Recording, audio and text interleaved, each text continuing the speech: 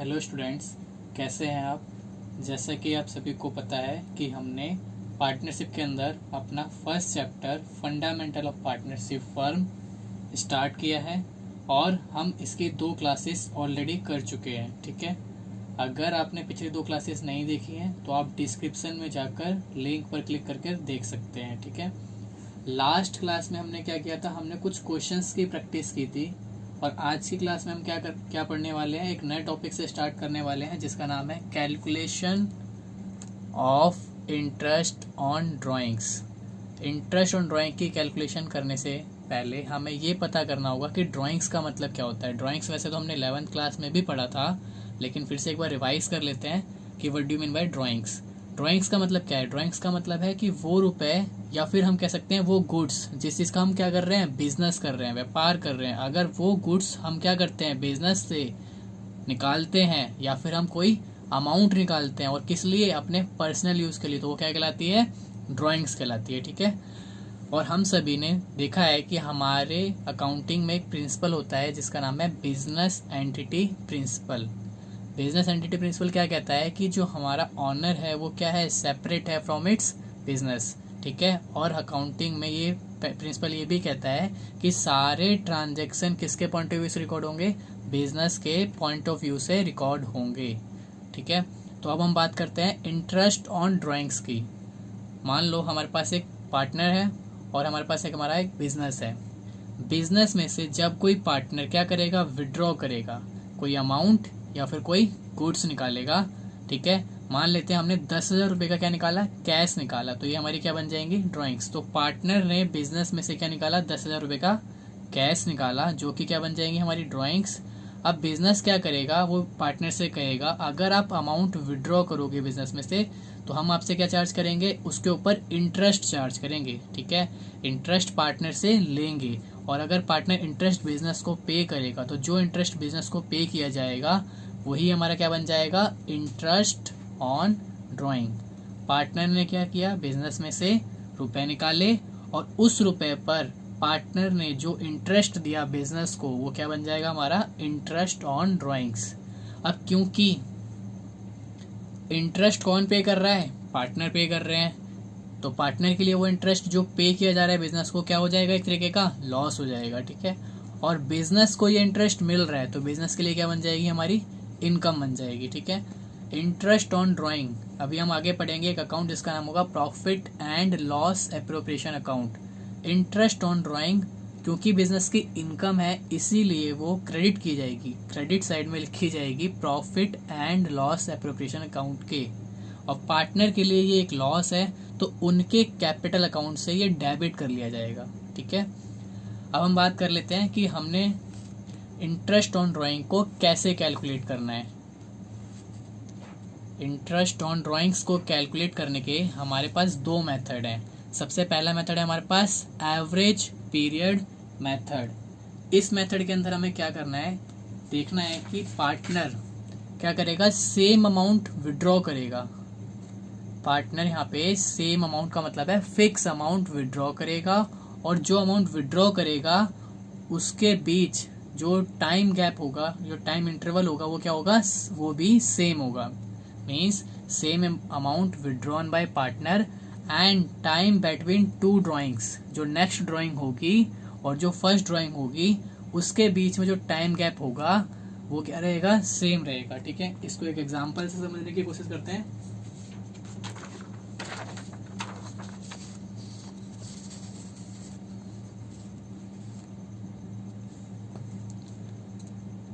मान लेते हैं एक अकाउंटिंग पीरियड को एज्यूम कर लेते हैं पहले तो।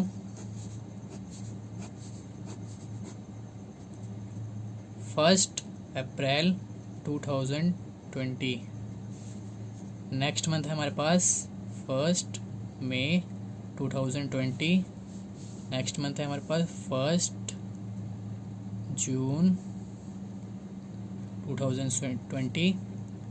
नेक्स्ट 1 जुलाई 2020। एक पार्टनर है वो क्या करता है, 1 अप्रैल को 10,000 रुपये बिजनेस में से विड्रॉ करता है।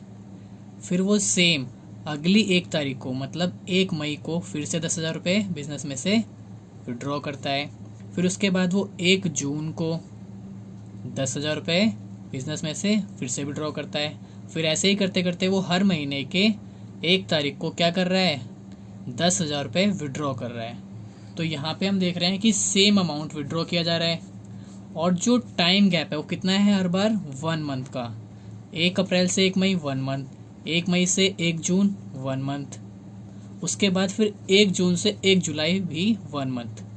तो एवरेज पीरियड मेथड कब अप्लाई होता है, जब हमारी सेम अमाउंट ऑफ ड्राइंग होती है और जो टाइम गैप है हर ड्राइंग के बीच में, जो टाइम गैप है वो कितना है, इक्वल है, वो बराबर है, सेम है वो भी। तो 1 मंथ 1 मंथ 1 मंथ। तो इस केस में हम कौन सा मेथड अप्लाई करेंगे, एवरेज पीरियड मेथड को हम अप्लाई करेंगे।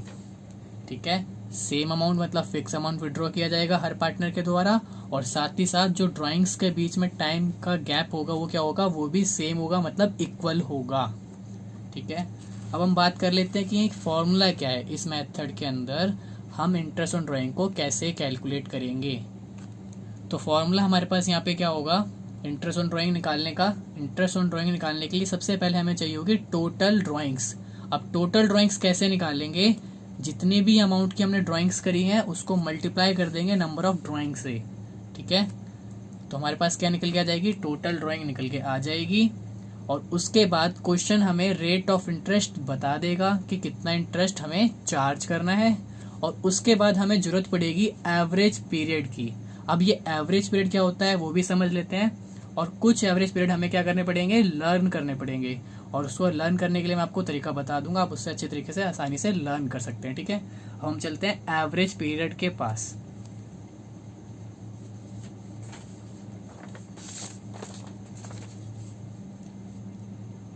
तो हमारे पास नेक्स्ट टॉपिक है average period under various cases. मैंने केसेस बना के आपको इसको सिखाया है। केस नंबर 1 की बात कर लेते हैं। केस नंबर 1 क्या कह रहा है, जब एक पार्टनर विड्रॉ करेगा फिक्स अमाउंट वो विड्रॉ करेगा, और कब तक विड्रॉ करेगा, 12 मंथ्स तक। ध्यान रखना 12 मंथ्स तक। जो हमारा अकाउंटिंग ईयर होता है वो 12 मंथ्स का होता है, तो पूरे अकाउंटिंग ईयर तक वो क्या करेगा, फिक्स अमाउंट, पूरे अकाउंटिंग ईयर के अंदर वो फिक्स अमाउंट विड्रॉ करेगा। अब मंथ में एक होता है हमारे पास मंथ का केस, हर बार पार्टनर क्या करेगा, हर महीने की बिगिनिंग का मतलब है 1 तारीख को वो क्या करेगा, विड्रॉ करेगा। कब तक विड्रॉ करेगा, 12 मंथ्स तक। तो उस केस में जो हम एवरेज पीरियड लेंगे इंटरेस्ट ऑन ड्राइंग कैलकुलेट करने के लिए, जो हम एवरेज पीरियड लेंगे तो वहां पे हम कितना लेंगे, 6.5 मतलब 6.5 हम लेंगे। ठीक है, उसके बाद अगर पार्टनर हर महीने की मिडल मतलब 15 तारीख को अमाउंट विड्रॉ कर रहा है 12 मंथ्स तक, तो उस केस में हमारा जो एवरेज पीरियड बनेगा वो कितना बनेगा, 6 मंथ का बनेगा। तो ये भी हम लर्न कर लेंगे। और उसके बाद अगर पार्टनर हर महीने के एंड में अगर विड्रॉ कर रहा है, पार्टनर हर महीने के एंड में विड्रॉ कर रहा है, और कितनी बार विड्रॉइंग कर रहा है, वो 12 मंथ्स तक लगातार ड्रॉइंग कर रहा है, और क्या कर रहा है, वो फिक्स अमाउंट निकाल रहा है, तो उस केस में हम कितना लेंगे एवरेज पीरियड, 5.5। ठीक है, 5.5। एक बार हम इसको समझ लेते हैं अच्छे से, फिर उसके बाद आगे बढ़ेंगे कि मैं कहना क्या चाह रहा हूं।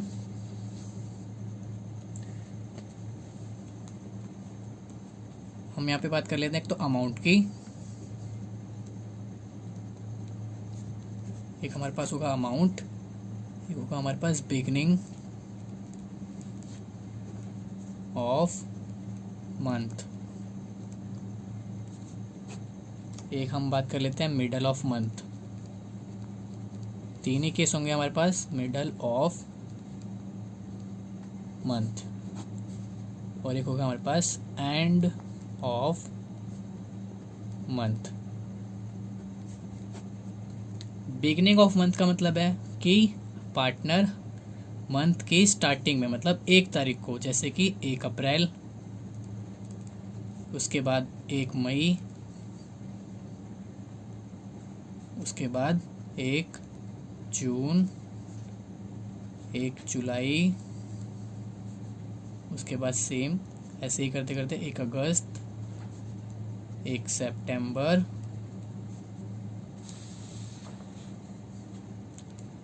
1 अक्टूबर, 1 नवंबर, 1 दिसंबर, जनवरी, 1 फरवरी एंड 1 मार्च। तो 12 मंथ्स तक उसने क्या करा, विड्रॉ किया। कब विड्रॉ किया, बिगिनिंग ऑफ मंथ में। तो इस केस में कौन सा एवरेज पीरियड में हम एवरेज पीरियड लिया जाएगा, 6.5। ठीक है, मान लेते हैं फिक्स अमाउंट विड्रॉ कर रहा है वो, तो फिक्स अमाउंट जैसे मान लो कि हर महीने की 1 तारीख को वो 10,000 रुपये विड्रॉ करता है, तो ये फिक्स अमाउंट भी हो गया। और जो टाइम गैप है वो भी क्या हो जाएगा, हमारा सेम हो जाएगा हर ड्राइंग के बीच में। तो इस केस में हम क्या लगा देंगे, अपना एवरेज पीरियड मेथड लगा देंगे। ठीक है, ऐसे ही करते करते हम 10,000 रुपये पूरा लिख लेते हैं। ये आपको उतारना नहीं है, सिर्फ ओनली आपको समझाने के लिए लिखा जा रहा है। इस चीज़ की आपको नोटिंग नहीं करनी है। मिडल ऑफ मंथ से हमारा क्या मतलब है,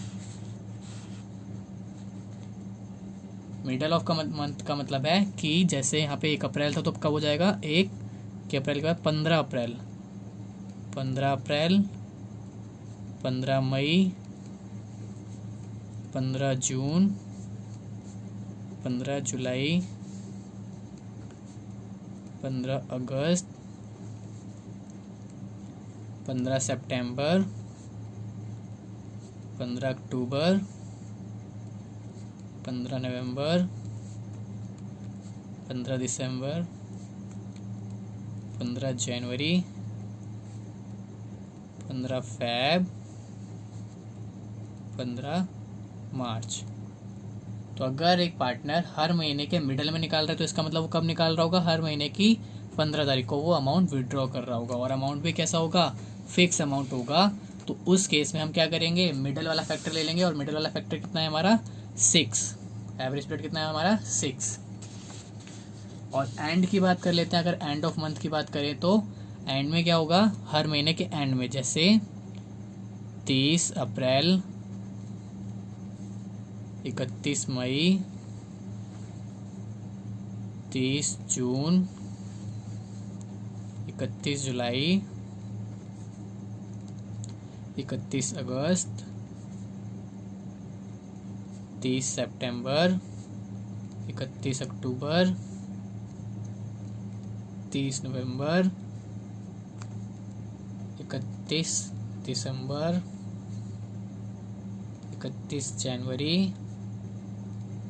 28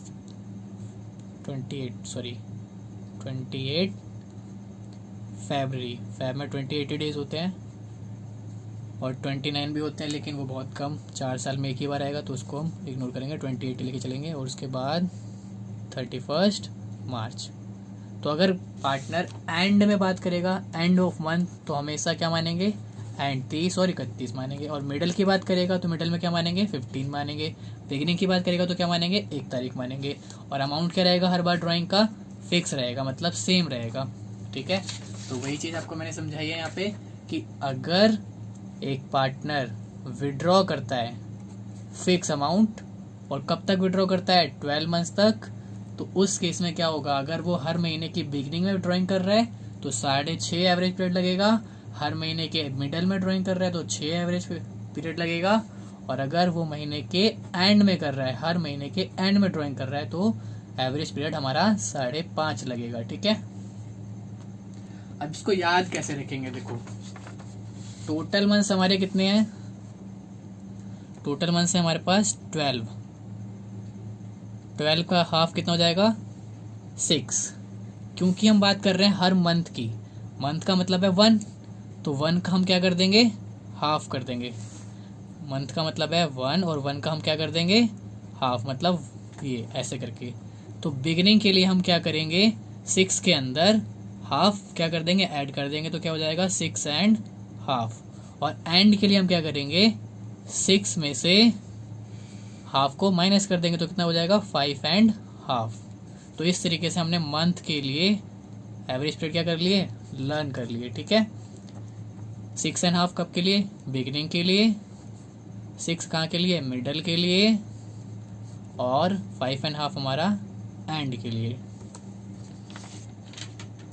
इसी तरीके से हमारे पास नेक्स्ट केस होगा, केस नंबर 2।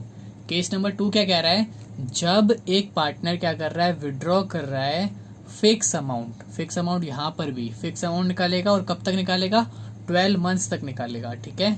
लेकिन यहाँ पर हर महीने नहीं निकालेगा, यहाँ पे कैसे निकालेगा, वो क्वार्टरली निकालेगा। क्वार्टरली का मतलब है 3 महीने में, 3 मंथ्स में एक बार निकालेगा।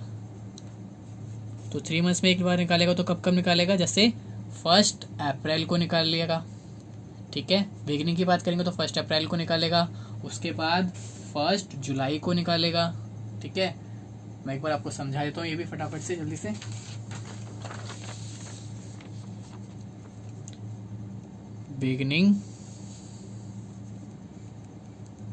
Beginning of quarter, middle of quarter and end of quarter.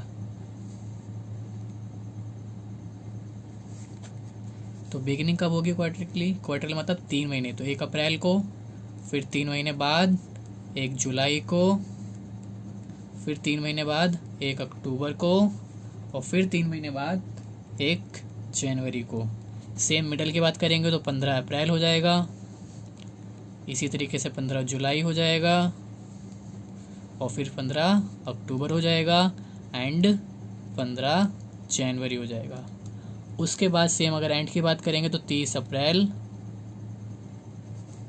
31 July, 31 October and 31 जनवरी।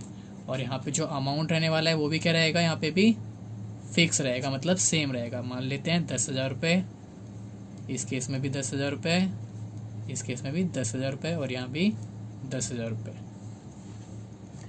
तो इस तरीके से पार्टनर क्या करेंगे, ड्राइंग करेंगे। बिगिनिंग में करेंगे तो हमारा पीरियड लगेगा 7.5, और अगर मिडल में करेंगे तो पीरियड लगेगा हमारा 6.5, और अगर एंड में करेंगे तो कितना लगेगा, 4.5, ठीक है। अब हम बात कर लेते हैं इसी तरीके से case number 3। Case number 3 same है, लेकिन थोड़ा सा अंतर है इसके अंदर कि अब यहाँ पे पार्टनर फिक्स अमाउंट तो विड्रॉ करेंगे, लेकिन कितने दिन तक करेंगे, सिर्फ 6 मंथ तक, अप टू 6 मंथ। अभी तक दोनों केस में क्या कर रहे थे, 12 मंथ्स तक के लिए वो विड्रॉ कर रहे थे, लेकिन अब क्या कर रहे हैं, पार्टनर विड्रॉ तो कर रहे हैं, लेकिन कितने दिन के लिए कर रहे हैं, सिर्फ 6 मंथ के लिए कर रहे हैं।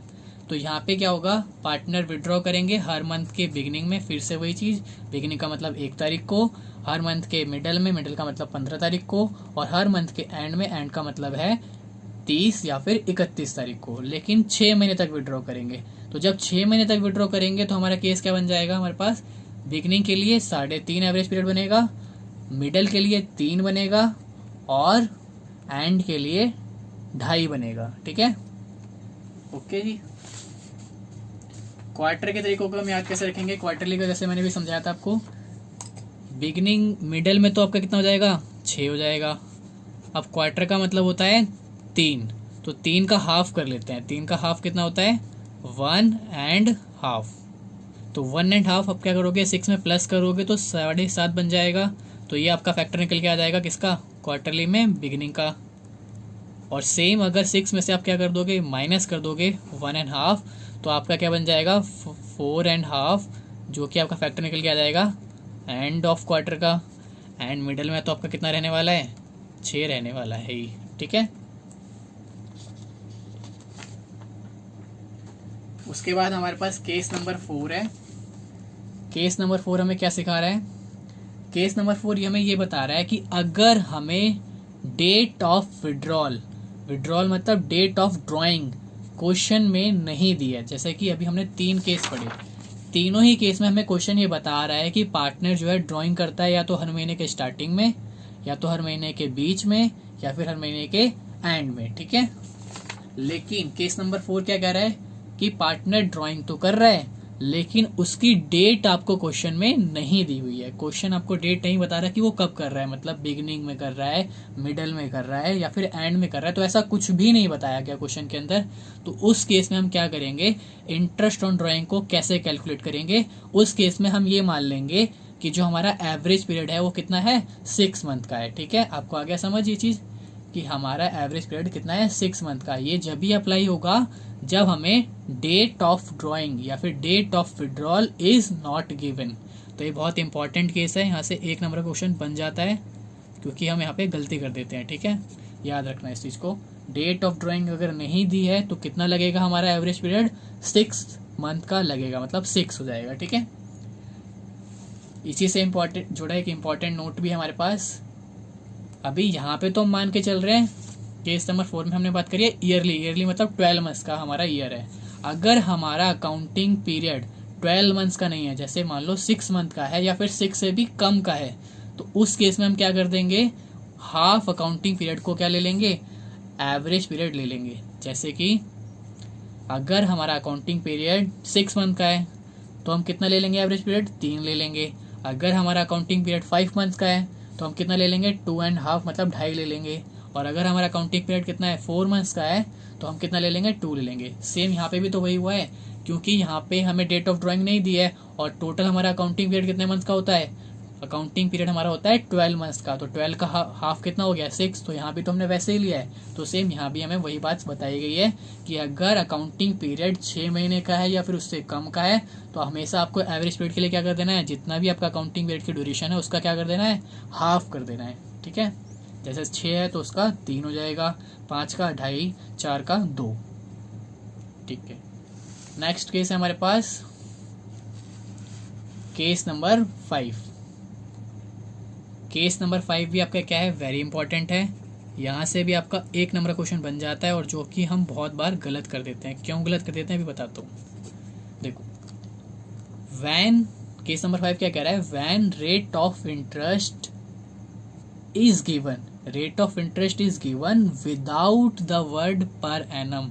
रेट ऑफ इंटरेस्ट तो दिया है कि कितनी इंटरेस्ट ऑन ड्राइंग चार्ज करनी है, लेकिन साथ में उसके पर एनम वर्ड नहीं दिया हुआ है।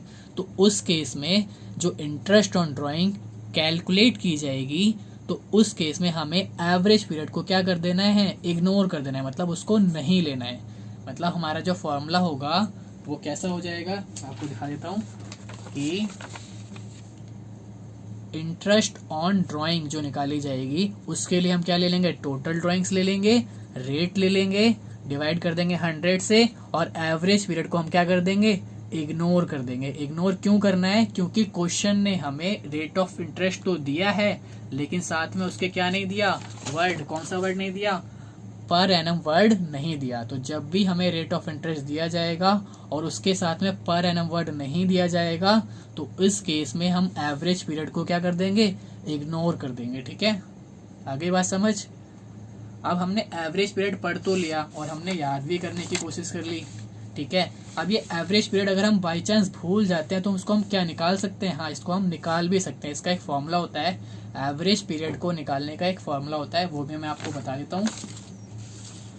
तो हम पढ़ रहे हैं how to calculate average period. कैसे कैलकुलेट करेंगे, एवरेज पीरियड को निकालने के लिए हमारे पास एक फॉर्मूला है जो कि क्या कहता है, months left after first drawing. मतलब पहली ड्राइंग आपने करी उसके बाद आपके कितने मंथ रह गए। ठीक है, उसके बाद आप क्या करोगे, प्लस करोगे उसके अंदर months left after last drawing.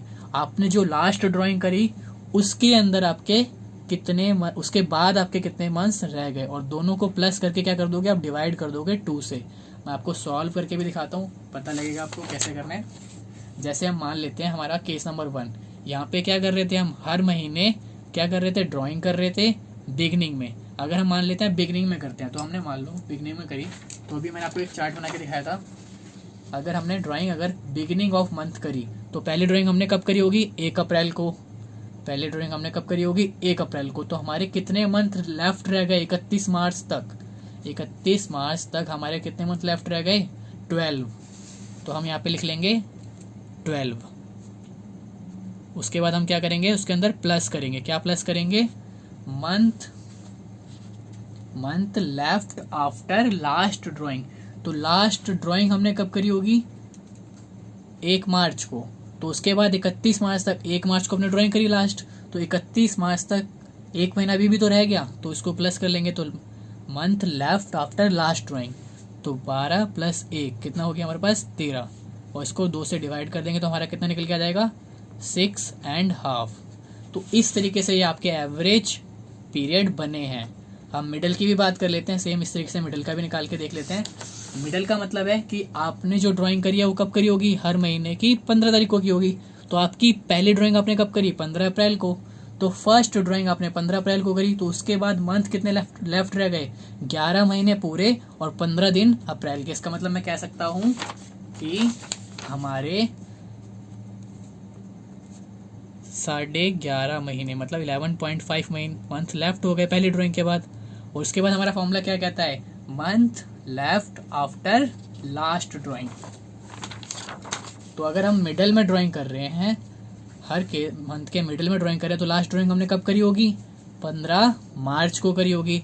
और जब हम 15 मार्च को ड्राइंग करेंगे तो कितने दिन रह जाएंगे हमारे पास, सिर्फ 15 दिन। इसका मतलब मैं कह सकता हूँ हाफ मंथ। तो हाफ को मैं कैसे ले लूँगा, 0.5 करके लिख लूँगा। तो 0.5 डिवाइड बाई कितना करेंगे 2, तो 11.5 + 0.5 तो कितना हो जाएगा 12 डिवाइड बाई 2 = 6। तो ये देखो 6 आ गया हमारा, और यही हमने लर्न किया था। सेम हम बात कर लेते हैं एंड वाले केस की। एंड में क्या होगा, पहली ड्राइंग हमने कब करी थी, 30 अप्रैल को। तो मंथ कितने लेफ्ट हो जाएंगे हमारे पास, पूरे 11। कितने मंथ लेफ्ट होंगे हमारे पास, 11 काउंट भी कर सकते हो। मई पूरा बचा है और उसके बाद 31 मार्च तक पूरा बचा है, तो 11 मंथ हमारे पास बचे। तो month left after first drawing 11 plus month left after last drawing. तो लास्ट ड्राइंग हमने कब करी है, लास्ट ड्राइंग हमने कब करी होगी, लास्ट ड्राइंग करी होगी हमने 31 मार्च को। तो यहाँ पे अगर 31 मार्च को लास्ट ड्राइंग करेंगे तो मंथ लेफ्ट तो क्या हो गया, 0 हो गया, डेज लेफ्ट भी 0 हो गया। तो यहाँ पे कितना आ जाएगा हमारा, 0 आ जाएगा। तो डिवाइड बाय 2 तो कितना हो जाएगा यहाँ पे 5.5।